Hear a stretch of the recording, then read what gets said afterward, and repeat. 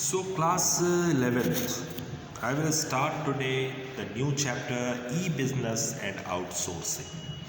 So, in the e-business and outsourcing, modern business is categorized by ever increasing supply, capabilities, global competition, and customer expectations. In what is the mean of e-business? E-business means doing some business over the internet. This drastic changes in the manner of doing business. For centuries, business has been based on physical presence of the buyer and seller and physical delivery of goods and services. Flipkart क्या है? फ्लिपकार्ट जो हम order करते हैं और उसके बाद हमारे पास गुड्स पहुंच जाता है, ठीक है। तो ये फ्लिपकार्ट है या अमेजन है, ये सब ई बिज़नेस के एग्जांपल्स हैं। In e-business, physical presence is not required. E-business refers to any form of business transaction in which of the buyers and sellers interact electronically using telecommunication networks. यानी इंटरनेट के through हम किसी site से या तो purchase करते हैं और जब परचेज हो जाता है तो या तो कैश ऑन डिलीवरी देते हैं या डायरेक्ट ई पेमेंट कर देते हैं, इलेक्ट्रॉनिक पेमेंट कर देते हैं या एटीएम के थ्रू या नेट बैंकिंग के थ्रू। तो उसी को कह रहा है ये ई बिजनेस, ठीक है। Under the information technology act 2000, E business is defined at the transaction carried out by means of electric data interchange and other means of electric communication in the palace of paper-based methods of communications. On the other hand, e-business refers to all forms of business transactions which take place through electronic processing and transmission of data. यानी transmission of data sense है कि आप कोई भी चीज़ अगर purchase करते हो तो सीधा सेंस ये आता है कि वो परचेज़ कैसे करें। हम शॉप पे जाके परचेज़ नहीं करें, हम फ्लिपकार्ट के थ्रू परचेज़ करें, हम अमेज़न के थ्रू परचेज़ करें, ठीक है। तो बहुत सारी साइट्स आ गई हैं जो इलेक्ट्रॉनिक वे में हमको सोल्ड करती है गुड्स और बदले में हमें गुड्स प्रोवाइड करती है, या वो कैश ऑन डिलीवरी हो या इलेक्ट्रॉनिक ई पेमेंट, ठीक है। तो सबसे इजी चैप्टर है, इसीलिए सबसे पहला चैप्टर यही उठाया। So, e-business involves strengthening relationship with customers and suppliers, checking out the competition, developing new product and ideas and sources. बहुत सारी स्कीम्स आती हैं जिसके थ्रू आप इंटरनेट पर आजकल ज़्यादा developing new products and idea sources. तो आजकल इंटरनेट पे बहुत सारी फैसिलिटीज़ हैं, जैसे फ्लिपकार्ट सेल लगाता है 50% ऑफ, तो आप ज़्यादा प्रेफर जो है मार्केट में ना जा कर के आप फ्लिपकार्ट पर प्रेफर करोगे, ठीक है। So dealing with government at the levels, ठीक है। Redesigning business process and management system, e tailing and selling goods और सर्विसेज ऑनलाइन। जो भी सर्विसेज होगी, जो भी गुड्स का परचेज करेंगे या कंपनी सोल्ड करती है, वो डीलिंग कैसे होती है? थ्रू ऑनलाइन, ठीक है। सो the online business transaction and payment mechanisms, कैसे finding the seller?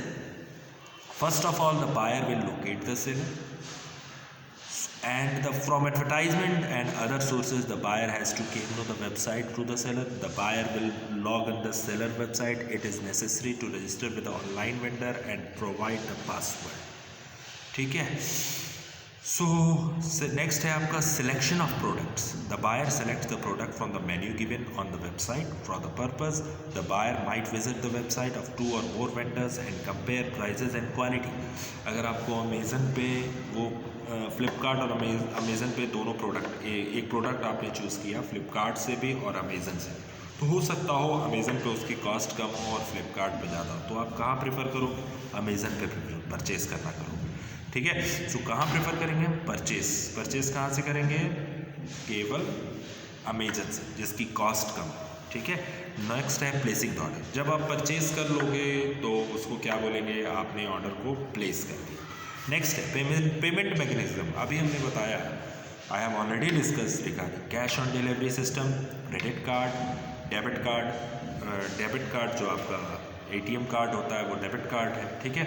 और चेक से यहाँ पेमेंट करते हो, चेक का तो यूज़ ज़्यादा हम लोग करते नहीं है, लेकिन ज़्यादा यूज़ करते हैं cash on delivery, net banking का और डेबिट कार्ड, ठीक है. So delivery, on receiving payment the product is delivered by the buyer. The product may be downloaded from the seller website. Whenever this is not possible, goods are delivered to the buyer through courier or post. ठीक है. So post sale activity, after delivery the buyer may need some service concerning the purchase product. So post sale product. So next है आपके पास scope of a business. ठीक है. B2C business यानी business to customers. ठीक है.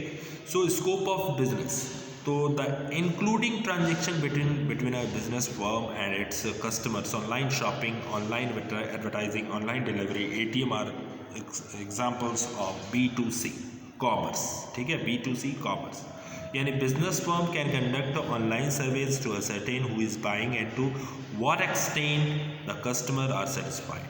Customers can also make use of call center to the make queries and lodge complaints round the clock through toll free calls. Toll free number, अगर product में कोई भी problem आती है तो आप सीधा उसका उस साइट का, जैसे फ्लिपकार्ट है तो फ्लिपकार्ट का भी टोल फ्री है, टोल फ्री नंबर है जिस पर आप कॉल करके कंप्लेंट को क्या कर सकते हो, लॉन्च कर सकते हो. B2B commerce. ठीक है. बिजनेस टू बिजनेस ट्रांजेक्शन्स, तो take place between two or more business persons, more business firm. A business firm can place order with the suppliers, monitor delivery of materials and parts and make payments only. Similarly, it can exercise control over its dealers and monitor stock in transit. A customer's specification may be routed to the factory and fed into the manufacturing systems for customized productions. Electronic data interchange technology is used to transmit purchase order, invoices and other commercial documents from the business firm to another. यानी कोई भी company अगर goods और sold करती है तो उस जिस गुड्स को आपने परचेज किया है उसकी डिटेल्स आपको देती है. ठीक है. और वो कैसे देती है, वो इनवॉइस के थ्रू आपको देती है, वाया इनवॉइस. सो नेक्स्ट है इंट्रा बी कॉमर्स. अब इंट्रा बी कॉमर्स क्या है? These involves interactions and dealings among between different departments and person within a firm. So customized production, efficient inventory management, effective handling of customers' order have become possible due to such interactions. VPN, virtual private network, enables employees to perform work wherever they are. So the next topic is C2C commerce. The type of commerce take place between consumers. eBay, where consumers sell their goods and services to the other consumers, and is an excellent example of such commerce. PayPal is another good example of C2C commerce. The buyer sends money to PayPal, which notifies the seller that they will hold the money for them until the goods have been shipped and accepted by the buyer. ठीक है. Benefits of e-business.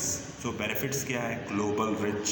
First of all, the boundaries of electronic business are not defined by geographical or by national borders, by rather by the coverage of the computer networks.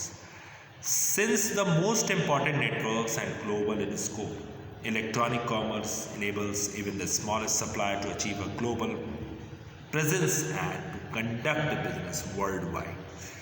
यानी आप कहीं भी बैठे हैं वो आप प्रोडक्ट को कहीं से भी परचेज कर सकते हैं. ठीक है. सो कहीं, जैसे कहने का सेंस है, अगर आप इलाहाबाद में हैं तो इलाहाबाद से भी गुड्स को परचेज कर सकते हैं ऑर्डर करके. गोरखपुर में हैं तो गोरखपुर में भी ले सकते हैं. Improved quality of service. Electronic business enables suppliers to improve competitiveness by becoming closer and closer to the customer. As a simple example, many companies are employing electronic commerce technology to offer improved levels of pre- and post-sale support with increased levels of product information, guidance on product use, the rapid response to customer inquiries. The corresponding customer benefits the improved quality of services. So the next topic is personalized products and services. So tomorrow I will discuss you this thing. So thank you class.